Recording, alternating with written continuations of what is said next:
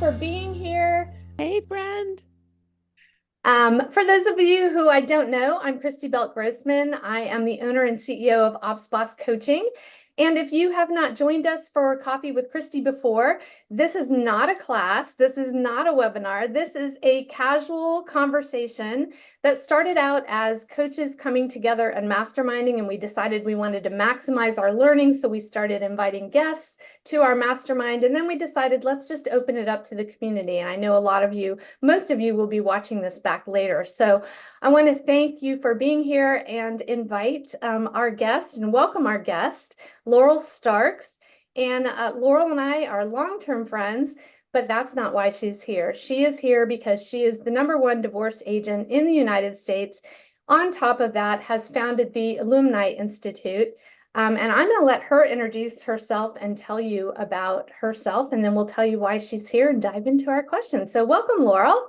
Hi. Well, thank you so much for having me. It is an honor to be here. And hats off to the important work that that Ops Boss does in ensuring that our operations leaders are feel very supported, that they are able to also continue to grow their journey. And you do it in such an important and an eloquent and a high level way. So I'm Thanks. glad to be here. Very, very glad to be here. Yeah. So we do go way back, Christy. And so but we both work in our passion zones, I would say. And so I am indeed, I have worked in the divorce real estate niche since 2005, 2006. And it was actually my second listing that I ever took was a divorce listing. And so over the years, I just have made this what I do. And then in 2017, I started what's called the Ilumni Institute, which is the credentialing body for certified divorce real estate experts, CDREs. And so that has been an amazing ride, an amazing journey in getting to train, support, mentor, and watch, frankly, realtors who have a passion for this niche develop their businesses. So Well, and that's I'm really excited to talk to you about that because I've had a behind the scenes look at what yeah, this journey has been. And it's fascinating to me how different it is from traditional real estate. And I love that you've been able to merge being passion driven and purpose driven with a predictable, profitable business. You're not doing it solely to be profitable, but being profitable is part of the, to have a business, you've got to be yeah. profitable. So we're going to dive into all of that. And let's just dial back. Well, I want to pause 1 second here because I see a couple of ops bosses on the call with us. If you are here today and you are not the business owner, I want you to grab your business owner when the replay comes out and make sure that your business owner and your top producing agents on your real estate team watch this, especially those that have a heart for helping people. Because I think that's how we kind of get here. We get here in real estate, all of us want to help people. That's why a lot of people get into real estate.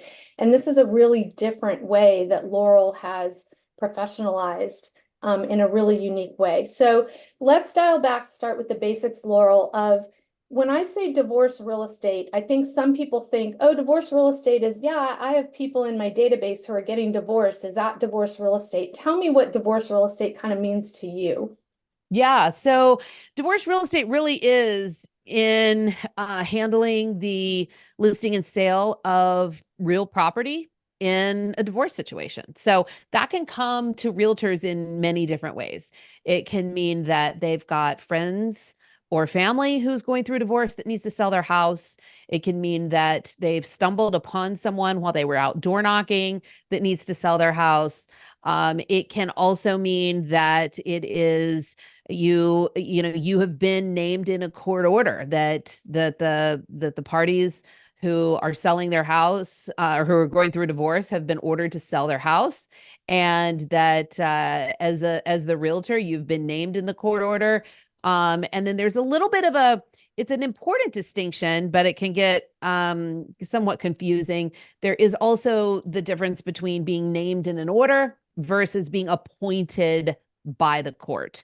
So, so it can really, divorce real estate is really, it's just it's the crossover between family law and real estate, and working in these environments under, through in a divorce situation. Doesn't even necessarily mean that has to be a litigated case for it to be divorce real estate. It could be two people that decide that they're going to go their separate ways, and they've decided to go ahead and liquidate their house, and they come up with their own agreement and just file it with the court.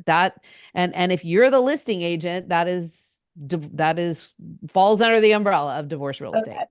Okay, so I wanted to set that distinction apart because there are different compartments, so to speak, of divorce real estate. Now, your model and what you kind of teach and certify at Ilumni really focuses more on it's not just going into your database and do I have friends getting divorced. You actually are a certified court witness. Is that the right term? I'm my terminology. Tell me about that. And is that more of your business? Yeah. So there's not such a thing that I'm aware of as being like a certified witness.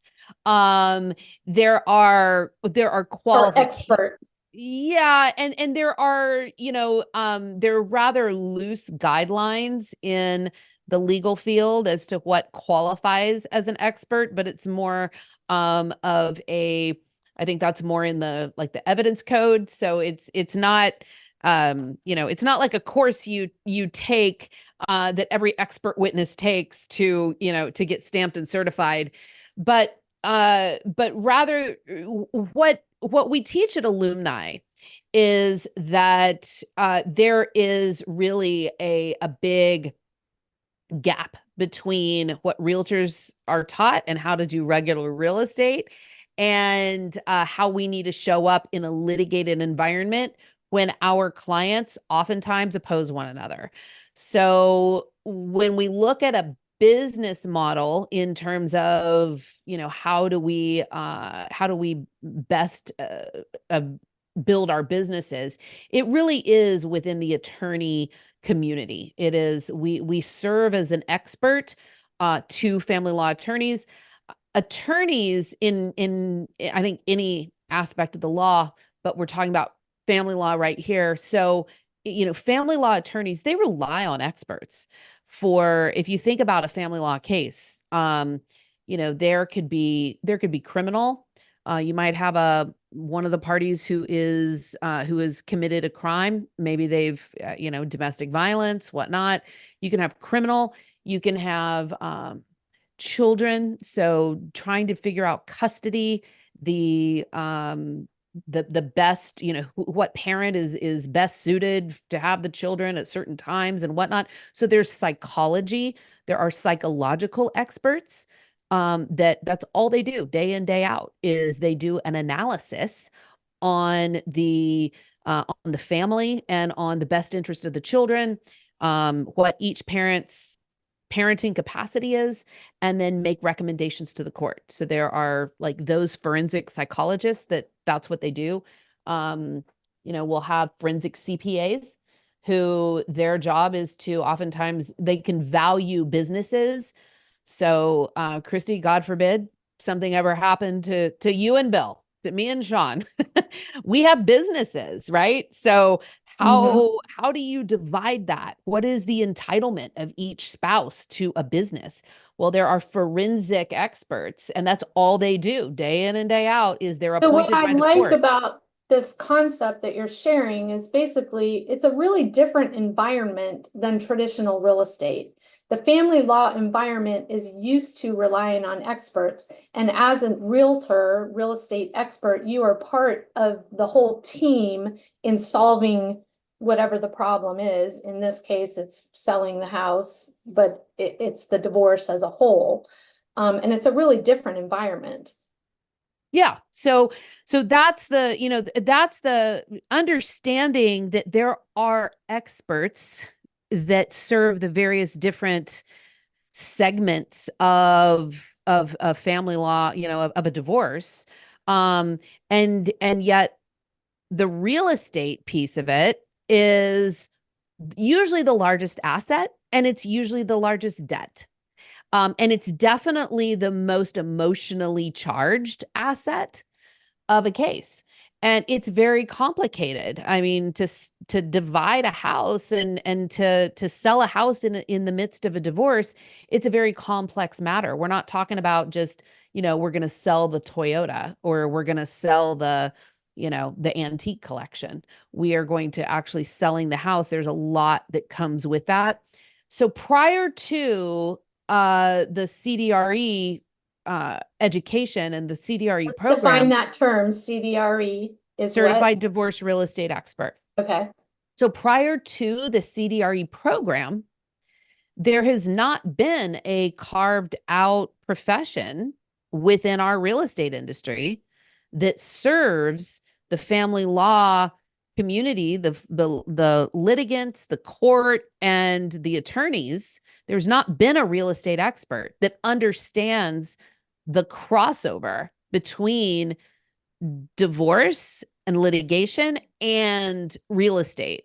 So that is how and why I created this, because it's very, very necessary. Litigants end up paying a massive price for having an unqualified individual take the helm of disposing of the house.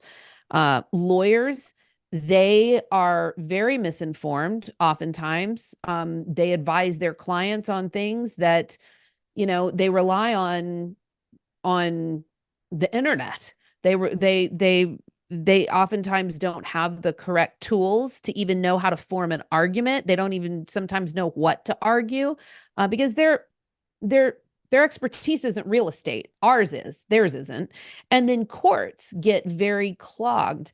If you've ever been a litigant in any kind of a matter, it's not a fast process, because courts are just overcrowded. And so judges, there's something called the judicial economy, where judges are looking to reduce the amount of hearings that they have to take on.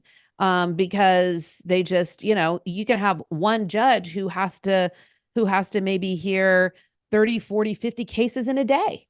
And so the less, the more streamlined our role can make the sale of the house, and the more efficient that can be, then the less impact on the judicial economy, the less time litigants are going to have to go in and have judges make decisions over silly things like accepting an offer, showings. This person won't let me do an open. Ultimately, getting back to when you first got into this and your passion, I remember you had a client. She still comes on. She comes on your Facebook page sometimes and comments about how awesome you were. And this was so many years ago. Ultimately, when you can help that process be streamlined, yes, it helps the court and it helps the attorneys, but ultimately it helps the people selling their houses and their families, right? Absolutely. Absolutely. Because,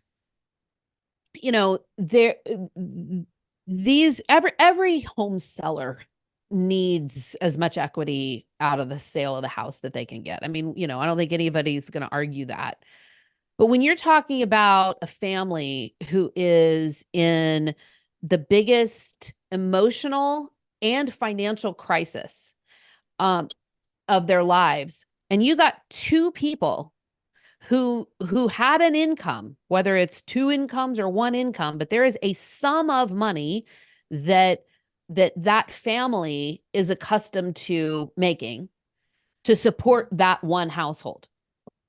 Now you're talking about a divorce, and so you've got that income that now has to support two households, in addition to all of the other ancillary costs of the divorce, moving. I mean, there are direct costs like your lawyer's fees, but then there are also things like, you've got to move, you got to establish, you can't be on the family Verizon account anymore.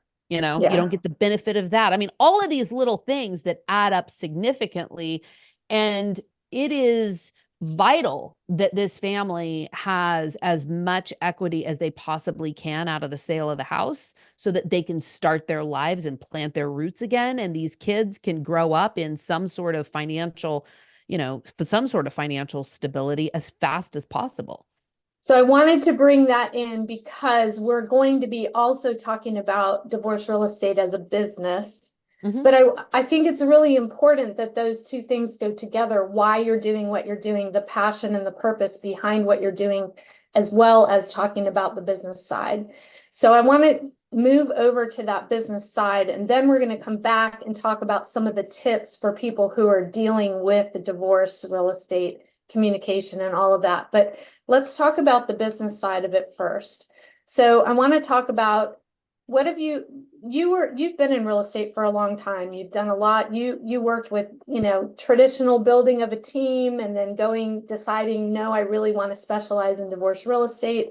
What does lead gen look like? What does the business model look like now compared to when you were running traditional real estate? So, so the business model really of somebody who ultimately there are kind of two ways you can do it. One way is you just want to be a realtor who, should you come upon a divorce listing opportunity, through your natural means, maybe it's an online lead that came in, maybe it's through farming, an open house, whatever. Um, so so there is sometimes, you get those opportunities that come. Well, there is, there's a method to being able to convert that. And realtors do things every single day, day in and day out, that um torpedo completely their ability to convert that. And I'll come back to that in just a second. So that's one. So understanding conversion. Um, the other one along with that is also understanding how to successfully close these things, because these are some of the most complicated listings you will ever take in your entire career. And agents can put out so much time and money, and then they're just not able to close it because, again, they've made mistakes that were, that to those of us that do this, it's like, well, that's a rookie mistake. But and again, I'm going to come back to those things. So that's one way that realtors should be educated. When it comes to actual lead generation and building a business purposefully in this niche, that lead gen model is working with attorneys. So it is networking with them. It is, it's obtaining the referrals, if you will, and the appointments through family law attorneys. So I can talk about, both of those because they both really matter. Well, and I think so. Let's talk about this. We'll come back to the first one at the Okay. end because I think that one, the tips that you give will benefit you whichever way you go. Yeah. But if you really want to dive into this niche, if you have a passion for this, maybe you went through a divorce yourself or you were a child of a divorce. I know there's a lot of people that have a heart for that. It's not pure, I want to make a bunch of money, so I'm going to go and chase attorneys, right? I mean, sorry, I'm very real. Like, let's just say it as it is. Mm-hmm. I think one of the things that I saw you do that kind of predated the lead generation part was the education part and the mastery part and if you want to be part of a team with the psychologist expert and the criminologist and all the attorney, your education and practice level has to be at a certain point before you even start that lead gen. Is that correct or not correct? That's just my observation from the outside. Yeah, 1,000%. So what's going to happen is that if when a realtor goes to approach family law attorneys, and let's say you're calling yourself a specialist or you're calling yourself an expert or whatever, there is going to be a level of expectation that they will have. That's why I'm vehemently against obtaining certifications for this niche that anybody who fogs a mirror can get. Just because somebody wants to put alphabet soup behind their name, it's like, hold on a minute. You are claiming that you have superior knowledge, and you're putting yourself out there as someone who has superior knowledge and can actually execute on things that you actually have no business being able to do. So don't misrepresent, yourself, especially in the legal field. It's a litigious field. You're opening yourself up massively to that. But the level of expectation of your knowledge is going to be very high because, yeah, you're running with lawyers that have gotten their Juris Doctorate. You're running with psychologists that have gotten their PhDs, et cetera, et cetera. So you've got to kind of have those credentials behind you. Number one, you've got to master real estate. This is complex real estate.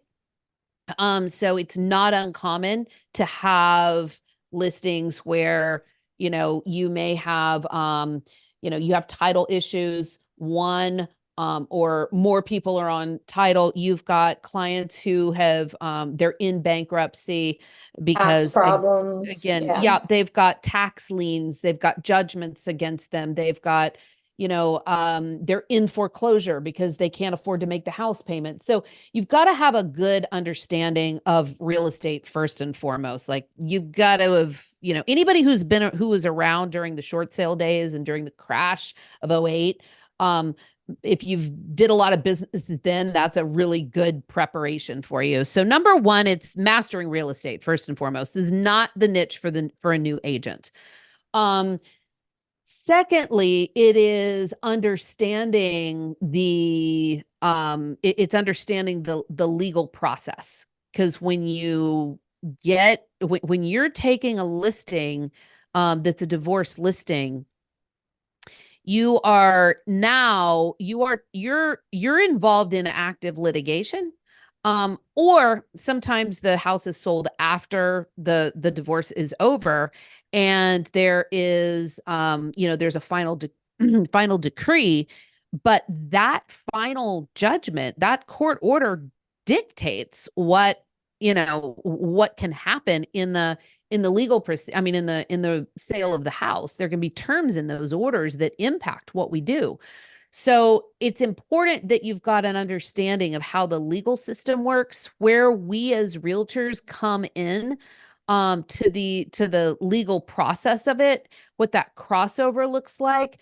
As the listing agent, we're the number one witness in the whole sale of the house. So if you've got somebody who's maybe sabotaging, or you've got somebody who, is not following the court order, and the other side decides to bring them in, guess what? You can absolutely be asked to testify. And so under knowing how to testify, knowing how to write reports for the court, all of those sorts of things. When you lead generate to lawyers, understand also, like, there's a spectrum of conflict in divorces. We all know people that, things didn't work out. They decided to go their separate ways. Maybe they didn't have a lot of assets, but maybe they're just still friends, whatever. And they just kind of wrote it all out on a napkin and whatever, and it was fine. And then you've got, on the very far other end of the spectrum, you've got massive high conflict. You've got, a lot of times there's addiction. There are personality disorders. There's domestic violence. So when you go and you try to work with lawyers, because let's face it, in every lead gen class in real estate, somebody somewhere throws out the idea, oh, you could get business from lawyers. Okay, well, know what you're signing up for when that happens, because if a divorce attorney is involved, there's a good chance you're at the very high end of that spectrum. It's why they're lawyers. If the two parties could agree on everything, then they wouldn't need that. So, you're dealing with a lot of high conflict, and you can get yourself really snarled up in in a mess if you don't have the training and know what's coming, not to mention the liability that you can take on. Okay, so we're gonna we'll talk about the training in a second because I know people have that question. What does lead gen look like? Is it, I'm just sending drip campaigns? Is it traditional real estate lead gen? Yeah. Just hit that real quick for me a little bit. Maybe Sure. tell us about your classes that you do and So lead generation, I mean, it really is networking. It's B2B, which is very foreign to realtors because realtors are very B2C, business to consumer. This is business to business. So you're not going to walk into a law office and you're not going to have a meeting and like come out with a signed contract somewhere. That's not how it works. So you are building relationships. It is a slow build. I sort of call this it's like an IRA, it's like an IRA. You invest and it compounds over time. Versus like a slot machine, which is what I would say internet leads are. That you put money in and then you might cha-ching once in a while, if you're lucky, and the more you put in, the more you might get out, but also the stakes are higher. So it's kind of a different lead gen, but it's definitely becoming someone who the lawyers can trust. Lawyers definitely, if they're going to put their name behind you, they want to make sure that that you're not going to be a liability, that you're going to represent them well. So they definitely really want to get to know you, and they're a very suspicious bunch. They don't just send their out, job. yeah. I mean, they don't just, and they also they cross-examine witnesses for a living. So if you get an appointment and you're going to go in and you're going to talk to an attorney, know that they're probably going to grill you, and that's just their breed. That's just who they are. They're not trying to be ugly, but they just, they're going to hit you with a bunch of questions. And so it's really it's a networking type of a lead generation model. It's networking, and it's networking that's based also on credibility and Hmm. experience and Yeah. education. It's not just networking, good old boy, I like you, so you're fun, I'm going to give you my business. Maybe there is a little of that, but I think it really does rely on your expertise, your education, your level of ability to perform as a professional part of the team, right? Yeah, and you're absolutely right. And also, it's not just understand in a family law matter, no one has unilateral decision-making ability. So it is not like if you go get an attorney and let's say you do go out on the golf course and you guys hit it all off. It's not that attorney's they don't have the sole ability. They've got to have opposing counsel has to agree. The parties have to agree. And I'll also talk about the judge. So let me explain a little bit because a lot of times people want to get like a beeline to the judge. So then the judge is just going to like send them cases like hotcakes. So the dynamic of that is that judges, they want to facilitate as much mutual agreement as they possibly can. So judges, they don't want to be taken up on appeal. The more decisions a judge makes, the more chances that they could be taken up on appeal. So it's very rare that a judge is going to just what they call sua sponte, which is on their own accord. It is very rare that a judge is just going to throw out and say, I'm going to appoint this person.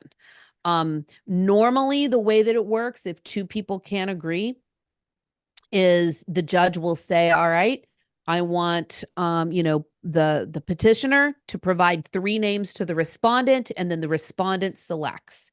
That's usually how it happens if they haven't already agreed. Judges don't like to make those decisions because we're a liability for them. So understanding that, but definitely when you make relationships with attorneys and an attorney wants to send you a case, they need to do a kind of a sales job to opposing counsel and to their client and say, all right, I think that, I think that Brooke Wilson would be the best person for us to list the property with. Here's why. Brooke has this, and that. She's great. She's experienced, et cetera, et cetera. And then they'll go out and vet you. So Yeah. there's a lot that goes into it. It's not just one decision maker. Okay, so we've highlighted, I want to highlight a couple of other differences between traditional real estate business and this type of business. I think one thing that I've observed over the years, and correct me if I'm wrong, you talked about it's a long lead up. You're investing, it's not an overnight development of business, right? It's an investing in education, it's investing in relationships and networking and all the things. And once you make that investment, what I've noticed is that you actually have a business that is not the typical seasonal peaks and valleys and cycles of real estate, that you have a very steady upward business. Talk about that a little bit. Yeah. So, I mean, we've all learned in real estate early on that motivation is what drives everything. Does somebody want to move because they have to or because they want to? We all want to have clients that move because they have to. I mean, job relocation, awesome. Um, if they have to downsize, I mean, God forbid somebody's had an injury or, they're getting older and they can no longer live in maybe a 2-story home. They can't afford the house anymore for whatever reason. Like, so we as realtors want people with a high motivation to move. I mean, here you're dealing with people who are getting a divorce who have been ordered by the court to sell their house. So the motivation, if you will, doesn't get much higher than that.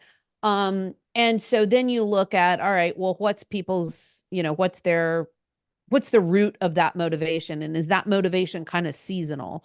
I mean, divorce unfortunately happens, good times and bad times. So bad times, it causes, especially like financial, when there are like big economical, the economy is not doing well. It puts so much strain and stress on a family. And so there can be that. In good times, well, people can afford to get the divorce. They've grown apart for all these years and now we're flush with cash. And so now we can actually afford to, to get the divorce. So it really, the divorce itself, it is something that happens consistently. And it's important to understand that, listen, we are no more of a proponent of divorce than hospice nurses are of death. But at the end of the day, if it is going to happen, then I would want them to be in the very best of hands that they can be. They're not going to be put into the hands of a realtor who is going to take advantage of them. So, it is absolutely Not unacceptable. educated and doesn't understand the differences in divorce real estate. I think people make innocent mistakes thinking they're helping people when they're really, it's like taking a listing. We used to refer listings that were literally a 15-minute drive from us because it was a totally different market. And we knew that we weren't the expert. And that's why I'm so passionate about the divorce real estate certification. People should be in the best hands. And it's absolutely what you just said. Absolutely. And then the other piece to it is that, there are realtors who, unfortunately, there's predatory behavior that goes on in our industry. Surprise, surprise.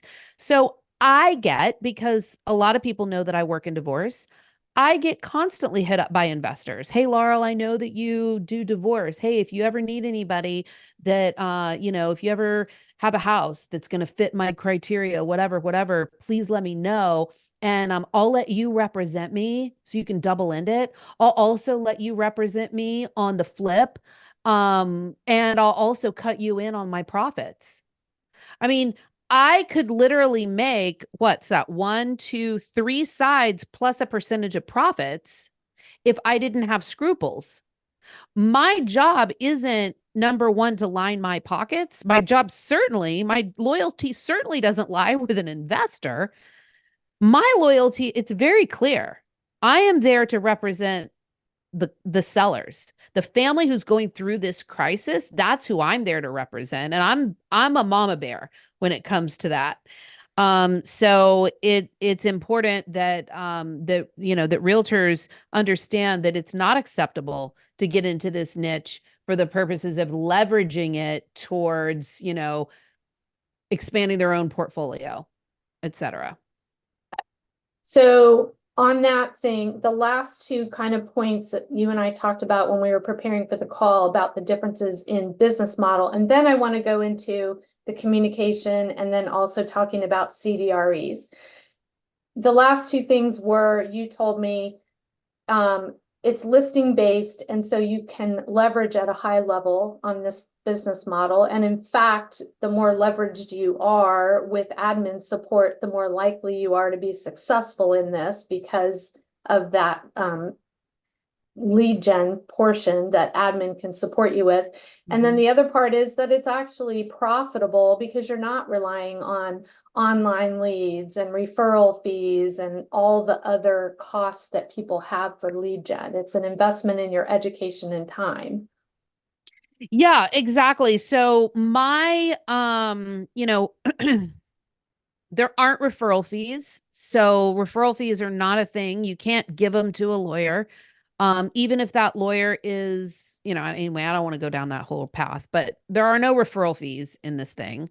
When it comes to, lead generation, my marketing budget, my lead generation budget for 2023 was 6% of my overall budget was devoted towards marketing / lead generation. So from an ROI perspective, it's, it makes all the sense in the world. And then absolutely in terms of being able to be leveraged, it is a listing based model. So a couple of things that are good with that. One is that, as you know, I used to have a real estate team. I built a real estate team around this. So my listings that I got would literally support a sales team. I mean, you listings lead leverage, whatever. Listings get leads. What is that? Listings. Your listings would provide a lot of leads, buyer Yeah. leads, open Right. houses, all the things to your team, to your sales Correct. team.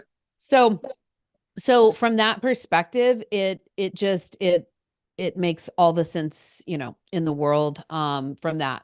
When it comes to leverage as well, certainly I'm very I've got amazing an amazing team. And so my role at Starks Realty Group, my role is very, very narrowed with what I do.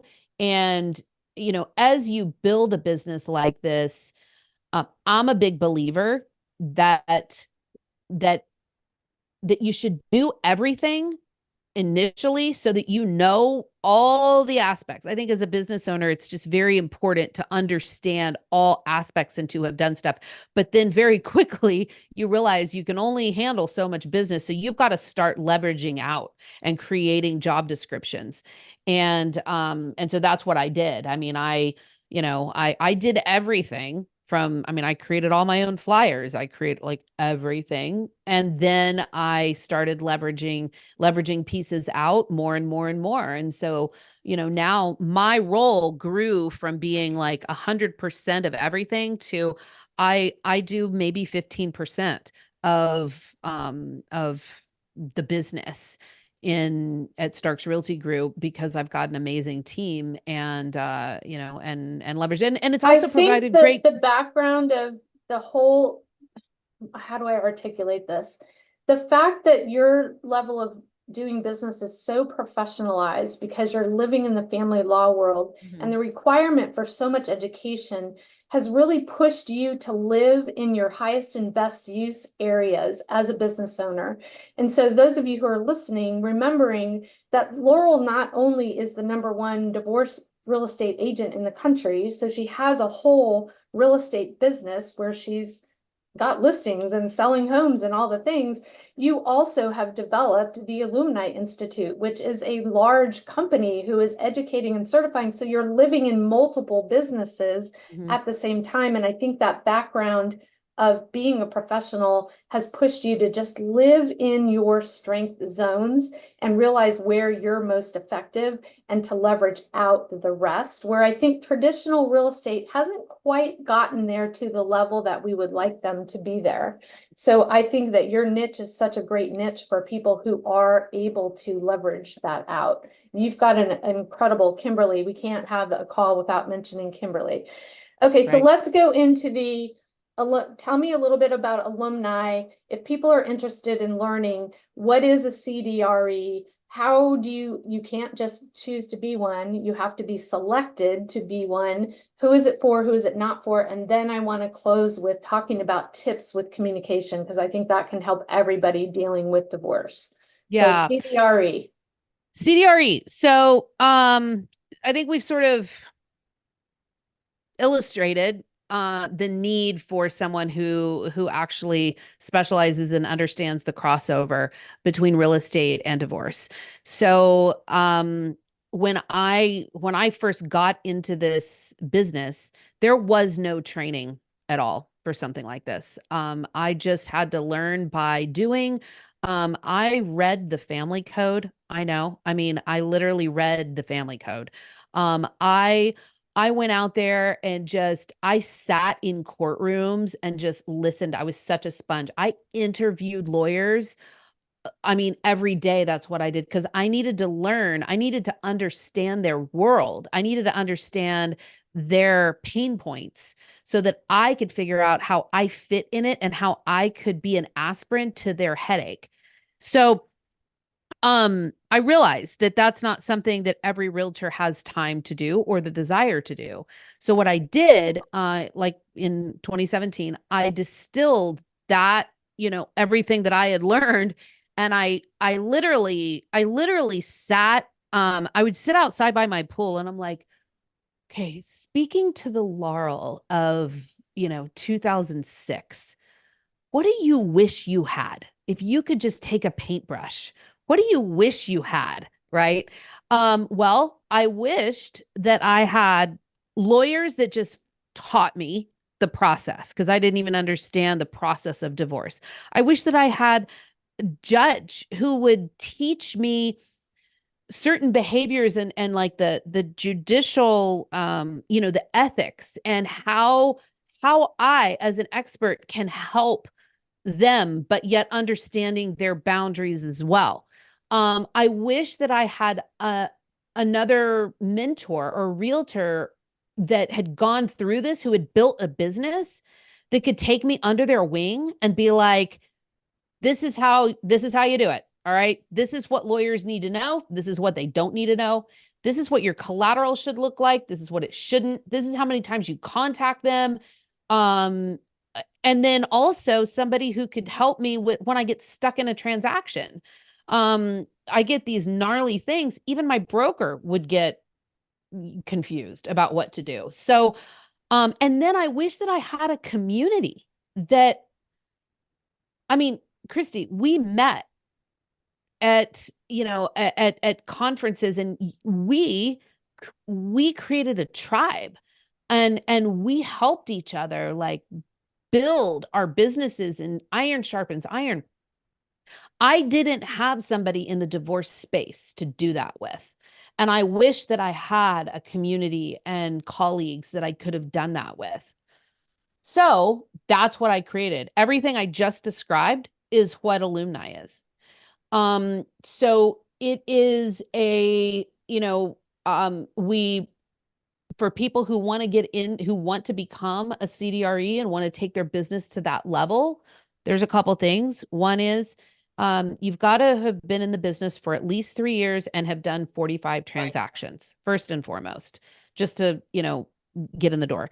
Then you schedule a call, and you have our director of enrollment will speak with you about kind of your intentions and whatnot. We want to make sure that you're in the right space, that we're right for you.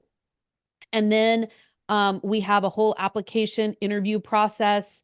And then once admitted, there's a 12-week program, and it's a hybrid of video and then live meetings. You're assigned an advisor who helps you through the process. We have a final exam.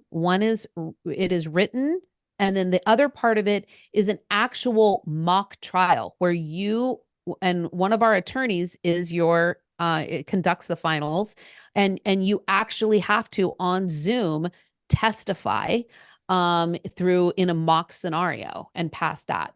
So it's important that a CDRE means something when you become one. And so you've had all of that. And then for those that are invited to become part of our community and master club, then we provide all of the support, the marketing materials, the lead generation is literally the blueprint of exactly how, and we provide the tools to do it. We're an amazing community.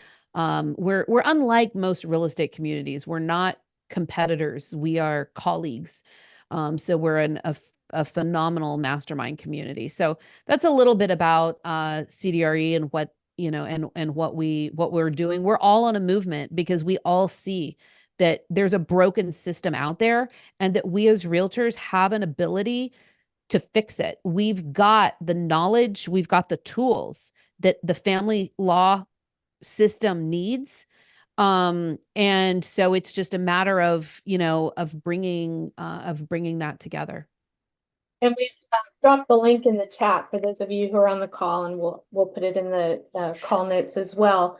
The other thing, can I say this real quick? Also, it speaking of having support and a team.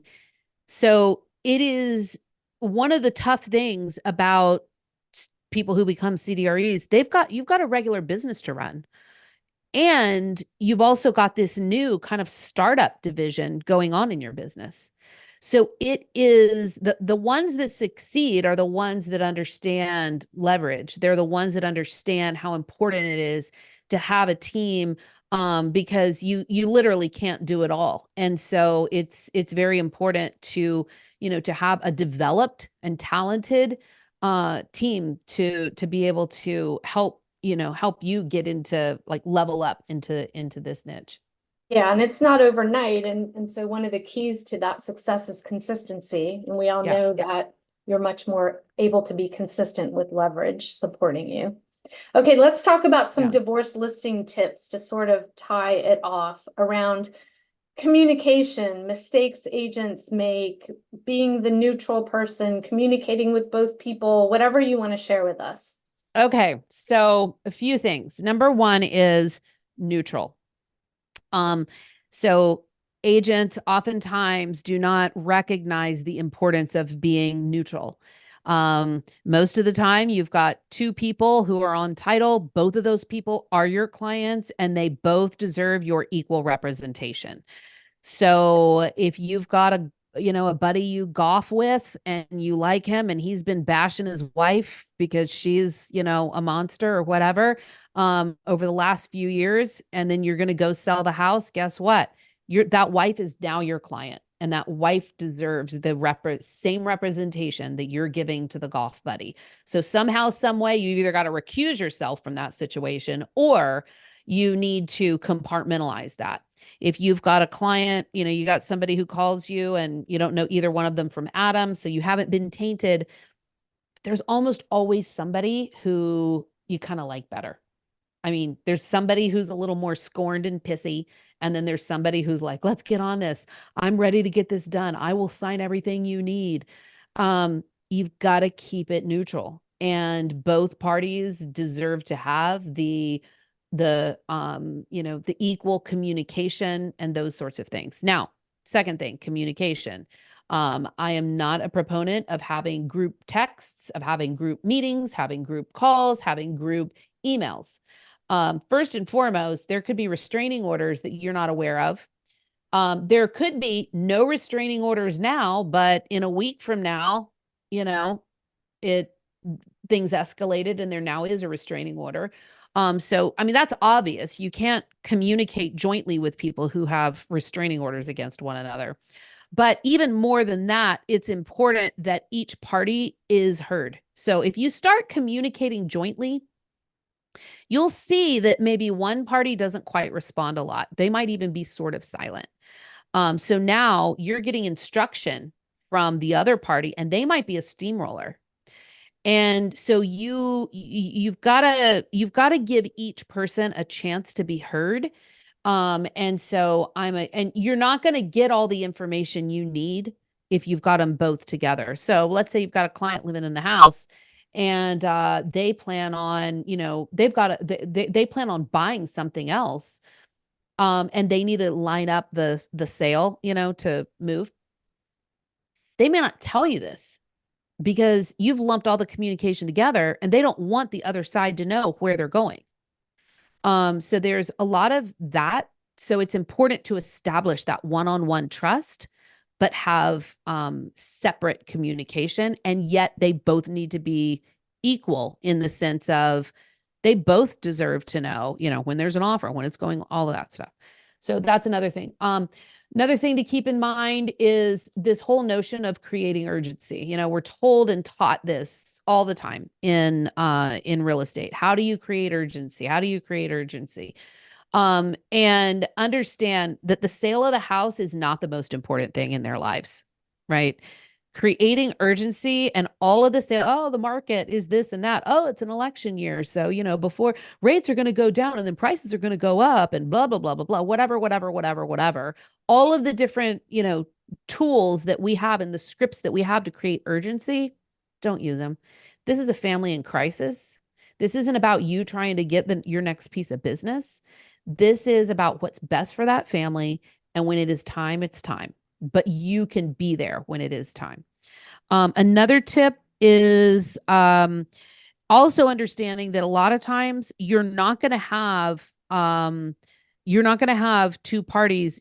I hear this a lot. Oh, I get 3 deals in one. I get to sell their house and then I get to represent them both on a purchase. Well, usually that it doesn't ever happen that way. I mean, usually, their credit's trashed. They're still in the midst of the divorce. And so there are underwriting guidelines as to whether or not somebody can even get a loan when there's impending litigation and they've not finalized support and debts and all of that. A lender can't approve that. So, so just know that it's not a lot of times that. And then imagine this. So working with someone, so you're neutral, you're representing husband and wife. Let's say husband has a pile of cash and he can buy a house. So now you're working with the husband while you have the listing, and maybe you're working with husband and his new girlfriend. And so on the weekends and in the evenings, you're out showing them houses. And the husband is taking pictures, posting on social media. Can't wait to find my new love shack with my honey. And the other wife, your other client sees that. Okay, what has that done now to your neutrality, your credibility with that person? So realtors get so tunnel vision with like, I got a deal, I got another deal, that they kind of lose this. Now anything you recommend to her, forget it. She's going to dig her heels in. And now you've now become part of that dynamic that's unhealthy, that's the reason for their divorce, instead of staying outside that circle of dynamic.